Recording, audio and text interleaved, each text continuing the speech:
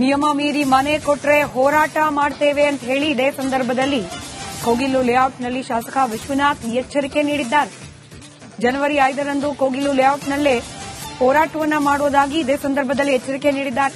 Freedom park ಬದಲು ಇಲ್ಲೇ ಹೋರಾಟ ಮಾಡ್ತೇವೆ ಅಂತ ವಿಶ್ವನಾಥ್ ಎಚ್ಚರಿಕೆ ನೀಡಿದ್ದಾರೆ.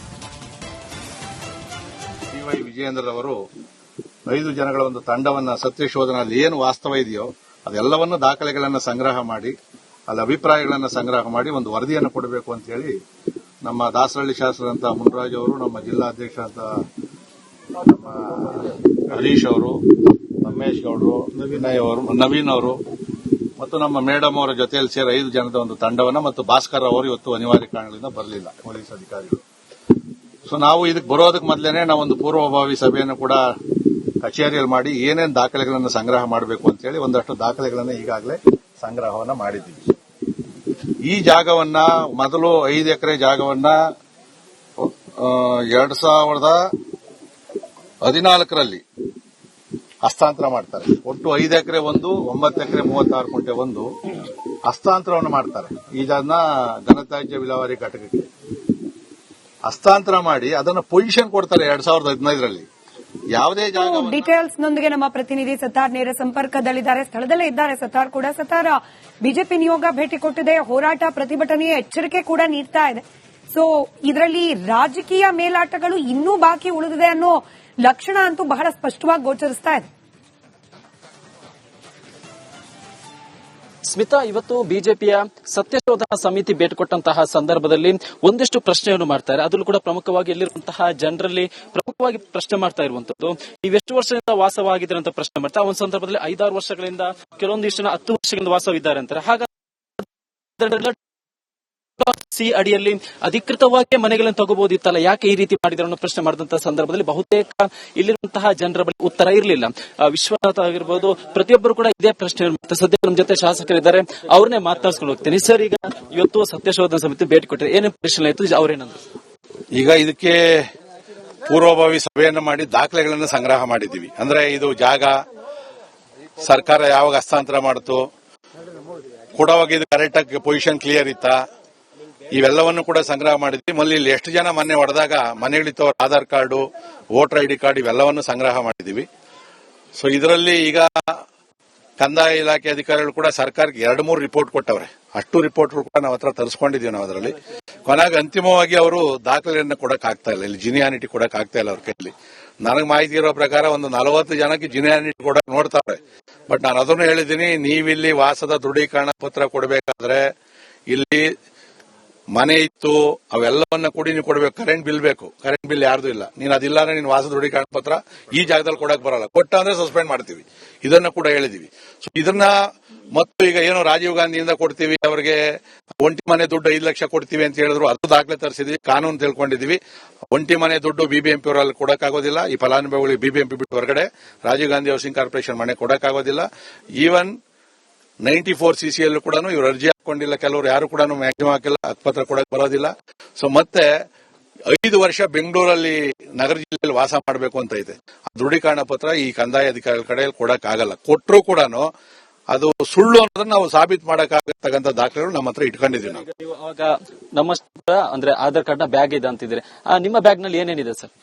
ನಮ್ ಬ್ಯಾಗಲ್ಲಿ ಅವರೇ ಕೊಟ್ಟಿರೋದು.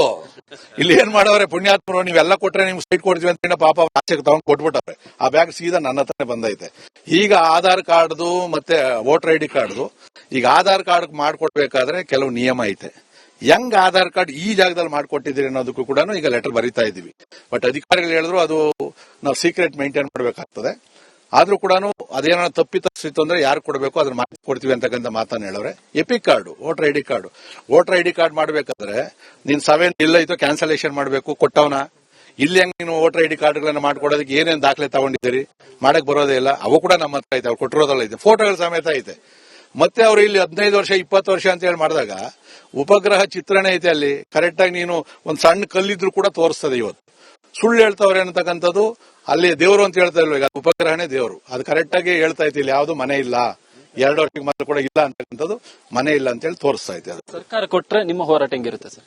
ಸರ್ಕಾರ ಕೊಟ್ರೆ ಈಗ ಹೋರಾಟ ಈಗಾಗಲೇ ಬಿಸಿ ಮುಟ್ಟಿಸಿದೀವಿ. ಸೊ ಇನ್ನೇನಿತ್ತು ಅಂತಂದ್ರೆ ಕೂಡ ಅವ್ರು ಏನೋ ಹಂಗೂ ನಿಯಮ ಮೀರಿ ಕೊಡ್ತು ಅಂತಂದ್ರೆ ಒಂದು ಗವರ್ನರ್ಗೆ ಕೊಡ್ತಕ್ಕಂಥದ್ದು. ಎರಡನೇದು ನ್ಯಾಯಾಲಯಕ್ಕೆ ನಾವು ಖಂಡಿತ ಕೂಡ ನ್ಯಾಯಾಲಯದಲ್ಲಂತೂ ನ್ಯಾಯ ಸಿಗ್ತದೆ. ಯಾಕಂದ್ರೆ ಇದೇನ ಕೊಟ್ರಿ ಅಂದ್ರೆ ಇದು ಇಡೀ ರಾಜ್ಯಕ್ಕೆ ಅನ್ವಯ ಆಗ್ತದಲ್ಲ. ಕೋಗಲ್ ಲೇಔಟ್ ಅಲ್ಲಿ ಇಲ್ಲಿ ಮಾಡಕ್ ಬರಲ್ಲ, ಯಾಕಂದ್ರೆ ಬಿಬಿಎಂಪಿ ವ್ಯಾಪ್ತಿಯಲ್ಲಿ ಕೋರ್ಟ್ ಆರ್ಡರ್ ಇರೋದ್ರಿಂದ ನಾವು ಪಕ್ಕದಲ್ಲಿ ಬಿಬಿಎಂಪಿ ಬಿಟ್ಟ ತಕ್ಷಣ ಗ್ರಾಮ ಪಂಚಾಯತಿ ಬರ್ತದೆ, ಅಲ್ಲಿ ಮಾಡ್ತೀವಿ ಹೋರಾಟ ಮಾಡಿ. ರಿಪಬ್ಲಿಕ್ ರಿಯಾಲಿಟಿ ಚೆಕ್ ಮಾಡಿದ ಸಂದರ್ಭದಲ್ಲಿ ಕಾಶ್ಮೀರಿಗಳು ಕೂಡ ಇದ್ರು. ಈಗ ಇವರಂತರ ಬಲ್ಲಿ ಮಾತ್ರ ಇರೋದು ಬೆಂಗಾಲಿ ಕಾಶ್ಮೀರಿಗಳಿದ್ರು ಸರ್. ಕಾಶ್ಮೀರದವರು ಕೂಡ ಇದ್ರು. ಅಲ್ಲ, ಕಾಶ್ಮೀರ ಆದ್ರೆ ನಮ್ಮ ದೇಶದವ್ರೆ, ಬಾಂಗ್ಲಾದಿಂದ ಬಂದಿರತಕ್ಕಂಥವ್ರು ಅವ್ರೆ. ಕೆಲವರು ಫಕೀರ್ ಅಂತವ್ರೆ. ಫಕೀರ್ ಅಂತಂದ್ರೆ ಕೆಲವರು ಆಂಧ್ರದಲ್ಲವ್ರೆ ಮತ್ತು ಇಲ್ಲಿ ಮರ್ಗಮಲ್ಲ ಅಂತ ಇರ್ತಾರೆ. ಸ್ವಲ್ಪ ವೇಷಗಳು ಹಂಗೆ ಇರ್ತಕ್ಕಂಥದ್ದು ಕಾಶ್ಮೀರ ಕಾಣಿಸ್ತಾರೆ ಅವರು. ಬಟ್ ಈಗ ನಾವೆಲ್ಲ ತನಿಖೆ ಮಾಡಿದ್ಮೇಲೆ ಅವ್ರು ಯಾರು ಏನು ಅಂತಕ್ಕಂಥ ಪೂರ್ಣವಾದಂತ ನಿಯಮ ಮೀರಿ ಮನೆ ಕೊಟ್ರೆ ಹೋರಾಟ ಮಾಡ್ತೇವೆ ಅಂತ ಹೇಳಿ ಇದೇ ಸಂದರ್ಭದಲ್ಲಿ ಕೋಗಿಲು ಲೇಔಟ್ನಲ್ಲಿ ಶಾಸಕ ವಿಶ್ವನಾಥ್ ಎಚ್ಚರಿಕೆ ನೀಡಿದ್ದಾರೆ. ಜನವರಿ 5ರಂದು ಕೋಗಿಲು ಲೇಔಟ್ನಲ್ಲೇ ಹೋರಾಟವನ್ನ ಮಾಡುವುದಾಗಿ ಇದೇ ಸಂದರ್ಭದಲ್ಲಿ ಎಚ್ಚರಿಕೆ ನೀಡಿದ್ದಾರೆ. ಫ್ರೀಡಂ ಪಾರ್ಕ್ ಬದಲು ಇಲ್ಲೇ ಹೋರಾಟ ಮಾಡ್ತೇವೆ ಅಂತ ವಿಶ್ವನಾಥ್ ಎಚ್ಚರಿಕೆ ನೀಡಿದ್ದಾರೆ.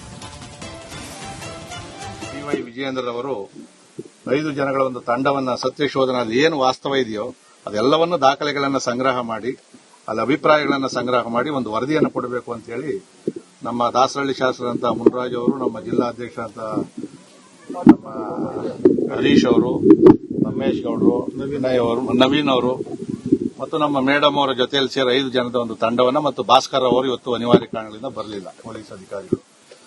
ಸೊ ನಾವು ಇದಕ್ಕೆ ಬರೋದಕ್ಕೆ ಮೊದಲೇನೆ ನಾವೊಂದು ಪೂರ್ವಭಾವಿ ಸಭೆಯನ್ನು ಕೂಡ ಕಚೇರಿಯಲ್ಲಿ ಮಾಡಿ ಏನೇನು ದಾಖಲೆಗಳನ್ನು ಸಂಗ್ರಹ ಮಾಡಬೇಕು ಅಂತ ಹೇಳಿ ಒಂದಷ್ಟು ದಾಖಲೆಗಳನ್ನು ಈಗಾಗಲೇ ಸಂಗ್ರಹವನ್ನ ಮಾಡಿದ್ದೀವಿ.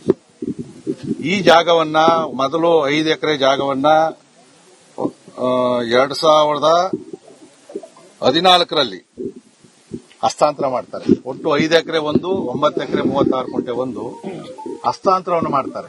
ಇದನ್ನ ಘನತ್ಯಾಜ್ಯ ವಿಲೇವಾರಿ ಘಟಕಕ್ಕೆ ಹಸ್ತಾಂತರ ಮಾಡಿ ಅದನ್ನ ಪೊಸಿಷನ್ ಕೊಡ್ತಾರೆ 2015ರಲ್ಲಿ. ಯಾವುದೇ ಜಾಗ ಡೀಟೇಲ್ಸ್ ನೊಂದಿಗೆ ನಮ್ಮ ಪ್ರತಿನಿಧಿ ಸತ್ತಾರ್ ನೇರ ಸಂಪರ್ಕದಲ್ಲಿದ್ದಾರೆ, ಸ್ಥಳದಲ್ಲೇ ಇದ್ದಾರೆ. ಸತ್ತಾರ್ ಕೂಡ ಸತ್ತಾರ್, ಬಿಜೆಪಿ ನಿಯೋಗ ಭೇಟಿ ಕೊಟ್ಟಿದೆ, ಹೋರಾಟ ಪ್ರತಿಭಟನೆಯ ಎಚ್ಚರಿಕೆ ಕೂಡ ನೀಡ್ತಾ ಇದೆ. ಸೊ ಇದರಲ್ಲಿ ರಾಜಕೀಯ ಮೇಲಾಟಗಳು ಇನ್ನೂ ಬಾಕಿ ಉಳಿದಿದೆ ಅನ್ನೋ ಲಕ್ಷಣ ಅಂತೂ ಬಹಳ ಸ್ಪಷ್ಟವಾಗಿ ಗೋಚರಿಸ್ತಾ ಇದೆ. ಸ್ಮಿತಾ, ಇವತ್ತು ಬಿಜೆಪಿಯ ಸತ್ಯಶೋಧನಾ ಸಮಿತಿ ಭೇಟಿ ಕೊಟ್ಟಂತಹ ಸಂದರ್ಭದಲ್ಲಿ ಒಂದಿಷ್ಟು ಪ್ರಶ್ನೆಯನ್ನು ಮಾಡ್ತಾರೆ. ಅದರಲ್ಲೂ ಕೂಡ ಪ್ರಮುಖವಾಗಿ ಎಲ್ಲಿರುವಂತಹ ಜನರಲ್ಲಿ ಪ್ರಮುಖವಾಗಿ ಪ್ರಶ್ನೆ ಮಾಡ್ತಾ ಇರುವಂತದ್ದು, ನೀವೆಷ್ಟು ವರ್ಷದಿಂದ ವಾಸವಾಗಿದ್ದೀರಿ ಅಂತ ಪ್ರಶ್ನೆ ಮಾಡ್ತಾರೆ. ಒಂದು ಸಂದರ್ಭದಲ್ಲಿ 5-6 ವರ್ಷಗಳಿಂದ, ಕೆಲವೊಂದಿಷ್ಟು ಜನ 10 ವರ್ಷಗಳಿಂದ ವಾಸವಿದ್ದಾರೆ ಅಂತಾರೆ. ಹಾಗಾದ್ರೆ ಸಿ ಅಡಿಯಲ್ಲಿ ಅಧಿಕೃತವಾಗಿ ಮನೆಗಳನ್ನು ತಗೋಬಹುದಿತ್ತಲ್ಲ, ಯಾಕೆ ಈ ರೀತಿ ಮಾಡಿದ್ರು ಅನ್ನೋ ಪ್ರಶ್ನೆ ಮಾಡಿದಂತಹ ಸಂದರ್ಭದಲ್ಲಿ ಬಹುತೇಕ ಇಲ್ಲಿರುವಂತಹ ಜನರ ಬಳಿ ಉತ್ತರ ಇರಲಿಲ್ಲ. ವಿಶ್ವನಾಥ್ ಆಗಿರ್ಬೋದು, ಪ್ರತಿಯೊಬ್ಬರು ಕೂಡ ಇದೇ ಪ್ರಶ್ನೆ ಮಾಡ್ತಾರೆ. ಸದ್ಯ ನಮ್ಮ ಜೊತೆ ಶಾಸಕರಿದ್ದಾರೆ, ಅವ್ರನ್ನೇ ಮಾತಾಡ್ಸ್ಕೊಂಡು ಹೋಗ್ತೀನಿ. ಸರ್, ಈಗ ಇವತ್ತು ಸತ್ಯಶೋಧನಾ ಸಮಿತಿ ಭೇಟಿ ಕೊಟ್ಟರೆ ಏನೇನು ಪರಿಶೀಲನೆ ಆಯಿತು, ಅವರೇನಂದ್ರು?